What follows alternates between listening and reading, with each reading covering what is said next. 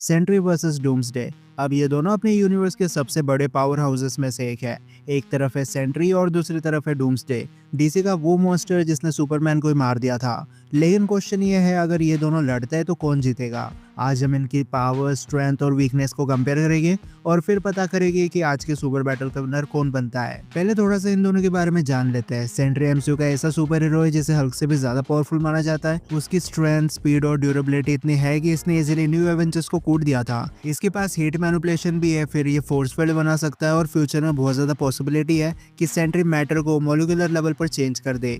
पर सबसे बड़ी बात, सेंट्री इमॉर्टल है। वो रीजनरेट कर सकता है और अगर मर भी जाए तो वापस आ जाता है, thanks to dark personality void. Doomsday को हमने बैटमैन वर्सेस सुपरमैन में देखा था। ये एक बायो इंजीनियर्ड मॉन्स्टर है जो जनरल जोड के डीएनए से बना था। इसकी स्ट्रेंथ और ड्यूरेबिलिटी लेवल सुपरमैन को सरपास करती है और मेन बात यह है कि डूम्सडे अडेप्ट कर सकता है, यानी कि जो अटैक्स उस पर काम करेंगे वो उससे इम्यून हो जाएगा। अब इनकी एबिलिटीज को कंपेयर करते हैं। स्ट्रेंथ और स्पीड में सेंट्री डूम्सडे से आगे है। डूम्सडे ने सेंट्री को हरा दिया था, लेकिन सेंट्री की स्ट्रेंथ और तेज मूवमेंट उसे अनबीटेबल बनाती है। डूम्सडे स्ट्रॉन्ग है, लेकिन स्पीड में वो पीछे रह जाता है। अगर डूम्सडे फास्ट होता तो वंडर वुमन और बैटमैन कभी उसे फाइट नहीं कर पाते।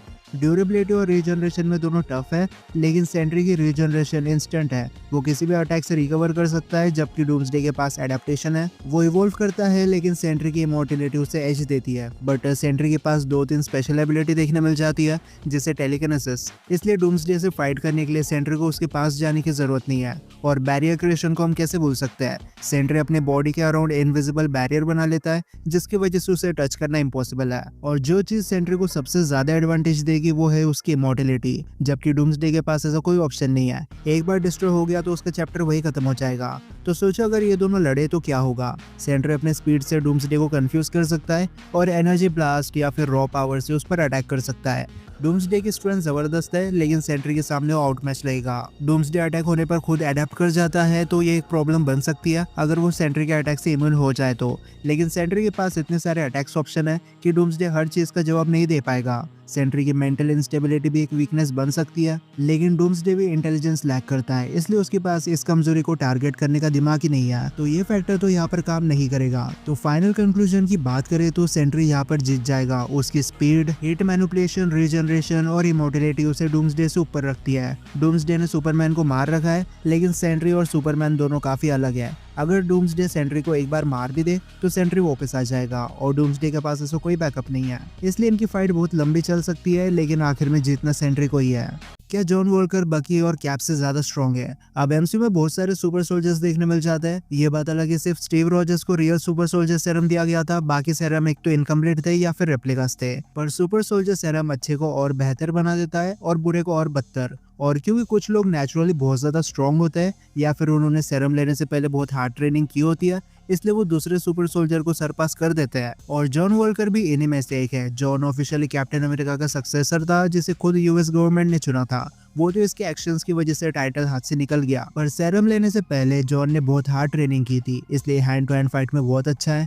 और सबसे पहले अगर हम जॉन को बकी के साथ कंपेयर करें तो बकी के पास पहले ही वाइब्रेनियम से बना हाथ है, लेकिन वो कभी हैंड टू हैंड फाइट में बहुत अच्छा नहीं था। ये बात अलग है, अगर बकी के हाथ कोई वेपन लग जाए तो बहुत अच्छे से फाइट कर लेता है। और जॉन तो बकी को सीरीज में नॉकआउट भी कर चुका है, इसलिए जब बात आती है सिर्फ हैंड टू हैंड बैटल की तो जॉन वॉकर ज्यादा स्ट्रॉन्ग और बेटर है। लेकिन जितने वेपन्स बकी चला सकता है वो नॉलेज और एक्सपीरियंस जॉन लैक करता है, इसलिए अगर वेपन मिल जाए तो बकी सुपीरियर देखने मिलेगा। लेकिन जब बात आती है स्टीव रॉजर्स की तो आई थिंक ये दोनों इक्वल है, क्योंकि जॉन वॉकर को ज्यादा स्क्रीन टाइम नहीं मिला है, इसलिए उसके पास ज्यादा फीट्स नहीं है। हो सकता है आगे जाकर जॉन स्टीव को भी सरपास कर दे फिजिकल फीट्स में, इसलिए अभी के लिए जॉन को स्टीव से कमजोर बोलना गलत होगा। लेकिन स्टीव की जो विल पावर है उसे जॉन कभी मैच नहीं कर सकता। जॉन सेंट्री को देखकर भाग गया था, लेकिन दूसरी तरफ स्टीव जो अकेले टूटी शील्ड लेकर थैनोस के एंटायर आर्मी के सामने खड़ा हो गया, इसलिए हो सकता है फिजिकली ये दोनों इक्वल हो, लेकिन जॉन कभी स्टीव रॉजर्स की विल पावर से मैच नहीं कर सकता।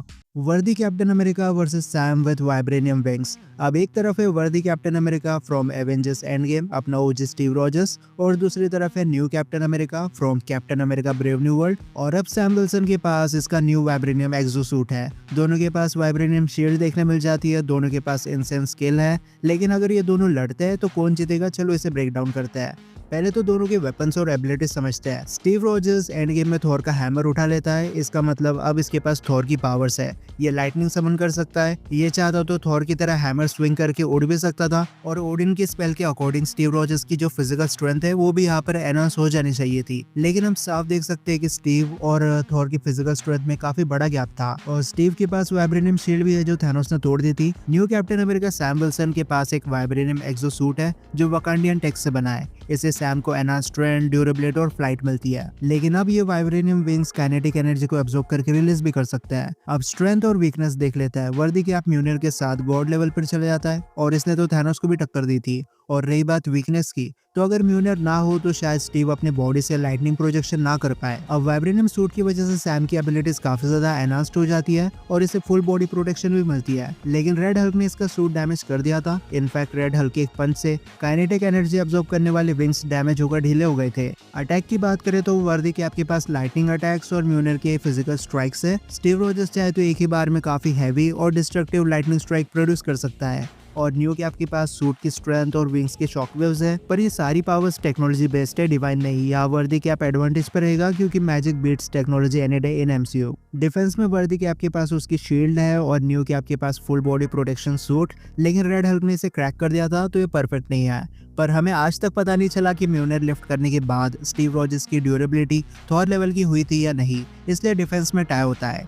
मोबिलिटी और स्ट्रेटेजी की बात करें तो वर्दी कैप म्यूनिर से उड़ सकता है और इसके पास डेकेड से भी ज्यादा ग्राउंड बैटल एक्सपीरियंस है। न्यू कैप के विंग्स उसे एरियल किंग बनाता है, प्लस ड्रोन से टैक्टिकल सपोर्ट मिलता है। सैम की एजिलिटी और टेक्नोलॉजी इंप्रेसिव है, पर स्टीव के एक्सपीरियंस को भी इग्नोर नहीं किया जा सकता।